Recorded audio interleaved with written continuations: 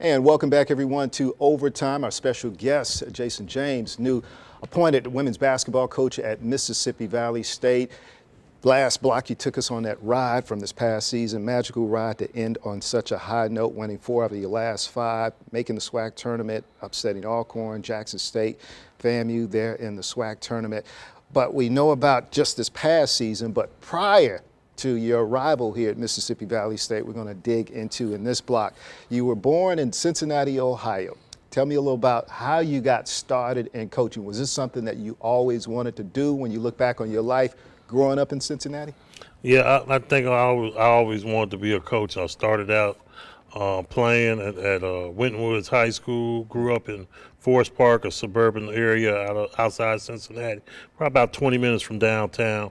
And just always grew up loving sports. I just love sports. I played baseball, football, basketball, soccer. So I did it all. You know, the only thing I didn't probably do was track. And then when I chose to go to Benedict College, I went on baseball scholarship. Ended up getting hurt and didn't ever go get on the field. And I started just hanging around the basketball team. And next thing I know, I was being a student assistant, and then I was announcing the games for them, and I just fell in love. My best friend is a AD and head coach at Miles, and that's how we met at college, and I've been with him, coached with him for 14 years at Benedict. We won a lot of championships at Benedict, and when I moved on to Allen, it was time for me to go to Allen, get my first job, head coaching job. And I started out on the women's side at Allen, and we won a championship. They've never won a championship there in my second year. So, and then the boys' job came open, and the AD asked me, did I want the boys' job?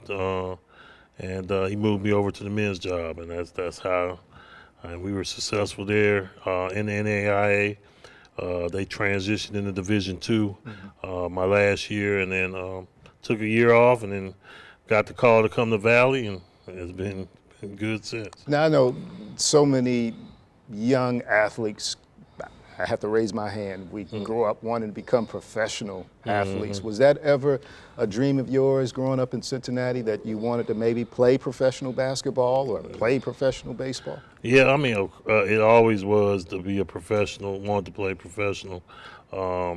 But I love sports, so I got my degree in mass comm, sports broadcasting. So hey, we have some openings here. I was big sign you up. Yeah, that was my major in college, and I've done radio for for Benedict. I've done announcing, so that was my second love. You know, that was part of me being who I am today. But you know, I'm happy with what career I got now. Amen. And I was just about to say, the door's always open here if you want to come over and put that mass comm degree to use, because you're definitely an outstanding speaker and a motivator too, because I know, as we mentioned, the girls, how they just rallied behind you and you just kept the train moving forward. You took the train somewhat to another level, I would say.